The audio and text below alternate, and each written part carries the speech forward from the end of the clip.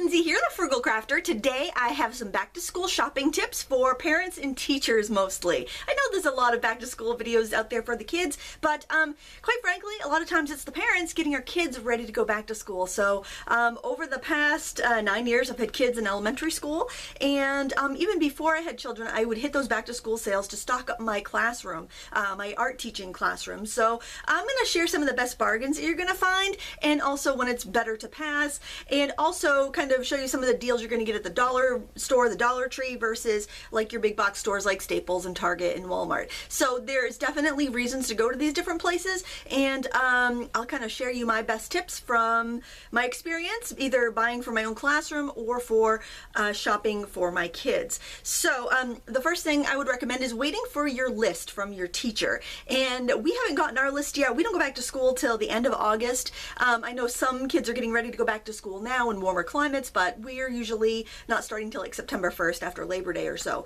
So the lists get out kind of late. But the nice thing about waiting for the list is that you only buy what you actually need. So for us, a lot of times the teachers want you to get a binder for your middle schooler, and you can go ahead and get, you know, binders like this. You generally need like a 3 or 4 inch one, but I recommend getting something a little heavy dutier, because unless your child is extremely careful with things, these are not going to last a school year, and you're going to waste time by having to go out and buy it again. So like this one was from the Dollar Tree, so it was $1, but usually the 3 or 4 inch ones, if you're going to get a heavy duty one at the office supply store, are gonna run, you know, $7 or $8 anyway. So I think you're really better off to just go ahead and buy a heavy duty one. This is a Case-It one, and this is actually my daughter Lila's from last year. And the kind of fun thing about these is that, like, if say a bunch of kids in the same grade have the same, you know, binder, the same pattern, you can actually augment it with duct tape, and then when you change your mind, you can peel it off and it hasn't hurt the binder. But the reason that I get these every year is because the one time I had a problem with one breaking before the year was done, I sent a copy of my receipt. I bought it on Amazon, so I had the receipt right in my history, and I sent a photo of like the ring in the center where it had snapped, and they sent me out a new one with no questions asked. So they have a school year long warranty, so if you buy it once, you only have to buy it once that year, and you might even get a couple of years out of it. But I love that guarantee that I'm not going to have to run out on a Sunday night and try to get a new binder because my kid's broke. So Lila asked me if I wanted her to clean it out before she lent it to me, and I said, no, why don't you leave it in there, that way we can see, you know, kind of the way it's arranged. So what I really like is that it's got a built-in pouch for, you know, whatever you want, index cards or you know, markers or highlighters or whatever. And then it's got a nice accordion file system where you can keep all your homework, all your papers, all your study guides that you need to hang on to for a while. Our teachers had actually requested binders like this, but sometimes you'll get a teacher that just wants to supply the classroom with binders herself. I prefer these just because they're so easy to carry back and forth. You can use them like a bag. You don't need to put them in a bag. But 2 of my kids like to put theirs in backpacks, so my recommendation would be to bring your binder with you when you go to buy the backpacks. It's hard to find backpacks that will fit. But I like how there's room for all sorts of things. For notebooks, you can put them right in there, and there's extra pockets. And this is actually like a dollar store pencil pouch that has lasted really well over the year. And yeah, you really can't beat it. But I would definitely recommend getting a Case-It binder. They're not sponsoring this or anything, but I will use affiliate links in the video description in case you want to pick that up. Or you can go and buy it in any big box store. It's, you know, completely up to you, whatever works better for you. So another thing I would recommend before going out and shopping for new supplies is taking stock of what you already have and donating the things that you're not going to use. So say you have a backpack, maybe it's a little small, or maybe it's got like a cartoon character on it that your kids aren't into anymore. You could donate that, somebody else can get use from it, and then you can go see what you actually need. So I think it's a really good idea to take stock. Maybe you invested in a high quality L.L. Bean backpack, or something that's really durable that you intended to use for years and years and years. You want to make sure you know what you have before you go and buy new. The other thing I would recommend is to consider refillable products when you are shopping for back to school, because it can save hassle in the long run. So I like mechanical pencils, and my kids really like mechanical pencils, but I'm not crazy about the disposable ones with all of the waste. You know, when you throw away, at least when you use up a regular pencil, you're just throwing away a little nub with some wood and some metal, and that eventually is going to biodegrade. But if you have a mechanical pencil, it's plastic and it's going to be around forever. So it's funny how those disposable things actually end up lasting forever, you know, in the landfill. So what I recommend is a refillable pencil. This one's actually from the Dollar Tree. I picked this up. It was in a pack of 4. And this is, I really like, I think these are the highest quality ones they sell. There's 4 in a pack, and they have the side advance, which I like because I draw a lot, and I like that I could just click with my finger instead of having to, you know, readjust my hand and click the top. So it's a small thing, not a big deal, but I just personally prefer this. Comes in a pack of 4, so you could give each of your kids a different color, and then get the lead refills. So these are, you get 60 of the number 2 lead refills for $1 at the Dollar Tree versus 24 for $2 at the office supply store of the Pentel brand. Now my favorite refillable pencil is a Pentel. I have one that I use all the time that was my husband's father's.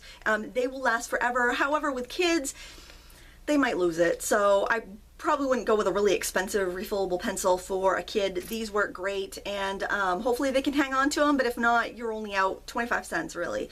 But the nice thing about refillable pencils is that they can have one of these little packs of 12 refills in their pocket in their binder, and you know, that's taking up way less space than 12 pencils, and way less waste than having like a bunch of just disposable mechanical pencils. Most disposable mechanical pencils though can be refilled, so if you find one you really like, just get the leads and refill it. So these, just make sure you get the right size. These are the 0.7 millimeters. Just make sure that you've got the right refill for the right pencil. Some are 0.5 millimeters, so just kind of check that out. I like the 0.7 because I like a chunkier line width, but it's completely up to you.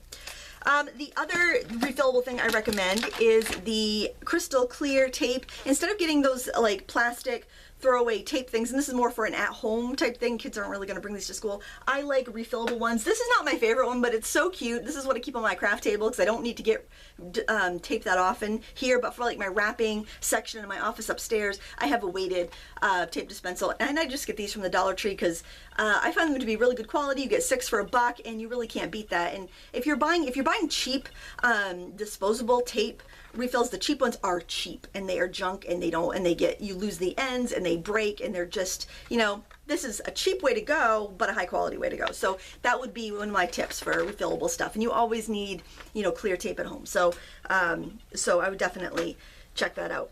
So the Dollar Tree did send me a bunch of things to unbox and share for back to school time, but I'm going to be completely honest with you and tell you they're not always the cheapest way to go or the best way to go. So if you are looking at your back to school flyers, or maybe you're trying to figure out where can you go and get make the fewest stops and get what you need, you're going to end up at a big box store. So maybe Target or Walmart or Kmart or Staples.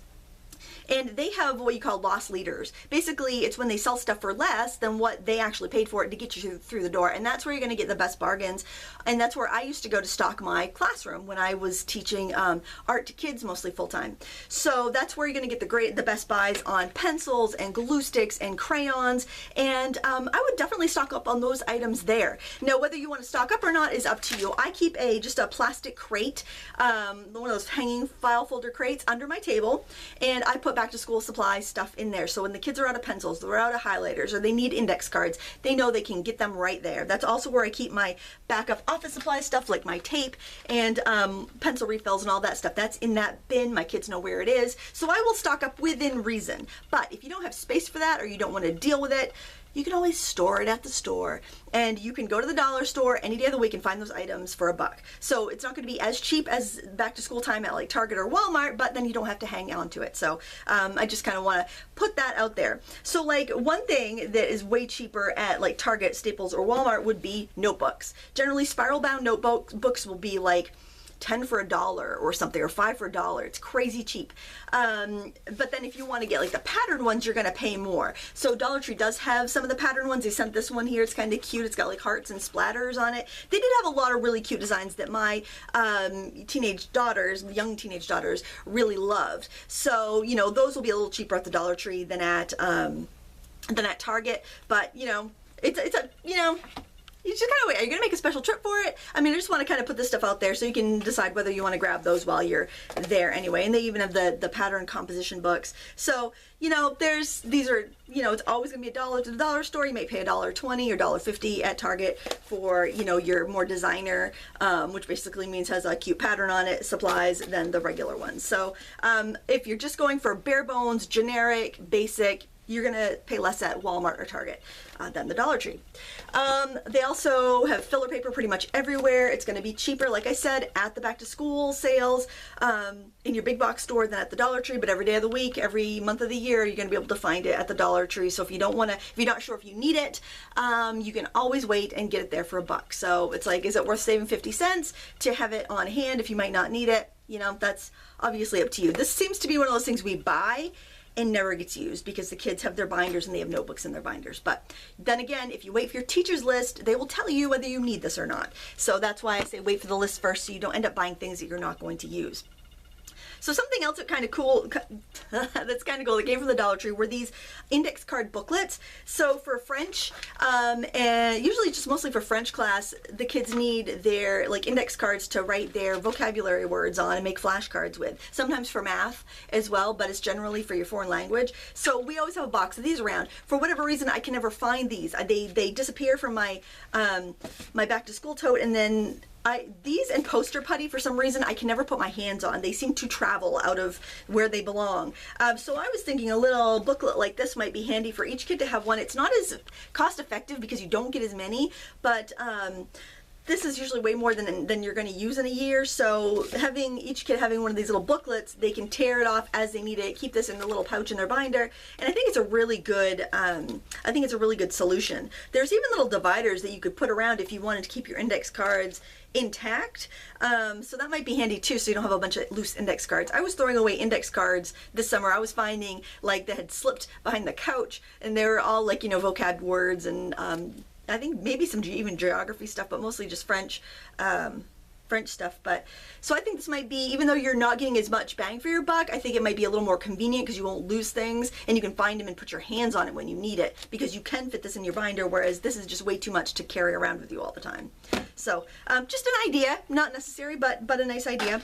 Now another thing that I think is a false economy is crayons at the Dollar Tree. So they sent me these, and I'm like, I'm not recommending these because I've gone through the Dollar Tree crayon route, and these are a little bit better than the ones they had a few years ago, but they're still not as good as Crayola. And when you can pick up the Crayola packs of 24 for 50 cents, or the Rose Art ones for 24 cents this time of year at the big box stores, they're a better quality, and it's better to have 24 really good ones than 64 ones that are weak and will break and stuff. So I would avoid these unless you're using them for like a melt crayon art type thing, or I don't know, maybe crayon rubbings or something where you just need, you know, cheap crayons to peel and do that with. So that would be my my tip on that.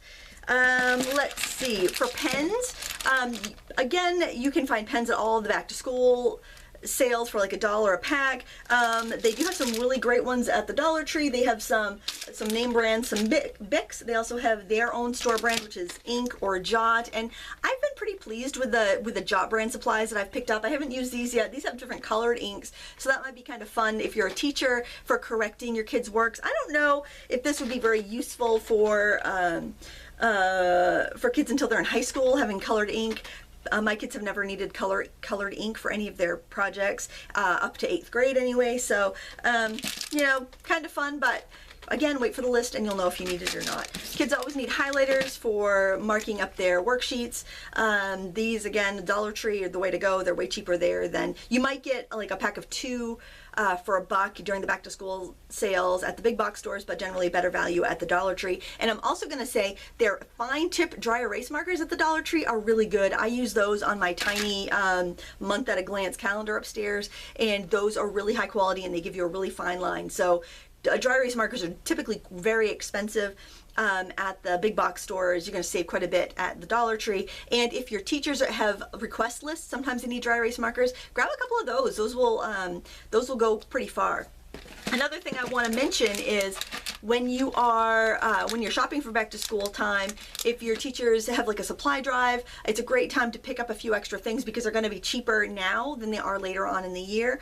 Generally, teachers want hand sanitizer, tissues, that sort of thing. So the Dollar Tree has tissues, $1 a box every day of the year. I don't know if they're cheaper at the back to school sales. I usually don't see them in the back to school section at like Target, but keep your eyes open for that.